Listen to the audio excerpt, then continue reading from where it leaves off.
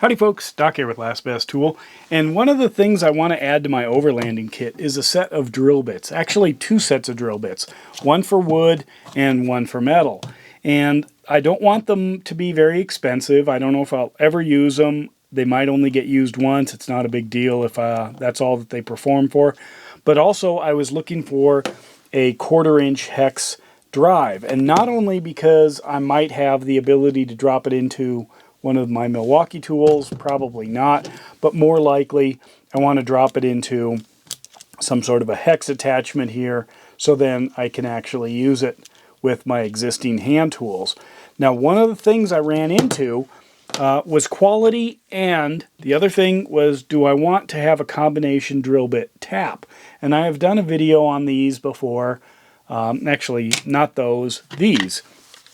These are the Klein version, where it's a combination kind of a drill bit tip, and then it immediately threads the hole according to whatever is listed on it. These are great, they're sweet, they're amazing, they work. This is actually two sets. I set this up deliberately in this little kind of mini mod box from Klein Tools, where I have two sets of these just offset. So you can see I did that deliberately. I knew it would work, and I might add another set of tools to my set of overlanding tools that involve some small metal drill bits, metal drilling bits, I guess. These are Nordwolf. I don't know much about the company.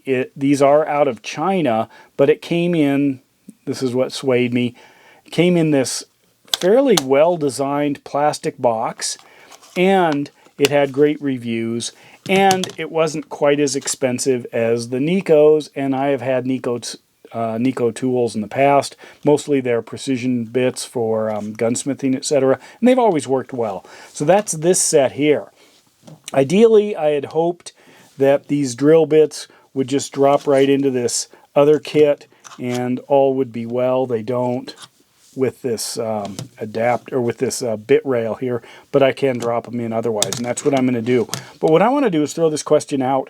What do you use, or what would you recommend for kind of an emergency fabrication, emergency drill bit in an overlanding kit? If I'm back home, I can use anything because I got tons of stuff, but if I'm out on the road and I need to, this has happened before, I once had to enlarge a hole to get a small carabiner through it in order to use it for a tie down, because a tie down eye bolt broke off and I had to have a connection to the camper. That was one thing. Sometimes I'm modifying existing holes, stripped out holes.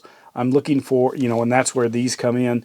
I'm also sometimes modifying indoor things with, tying into the wood, run wire, put in screws. I need to set it or have a pilot hole just so I don't actually split the wood. So that's why I want these. What I've discovered here is I can drop these in. I have to go in a certain order though. I've got the smallest, you might notice here. I'm going to actually put that on this end and then start dropping these in.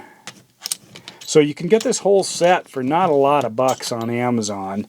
I've tried it out. In fact, I put it on this just to see if I could drill holes like this.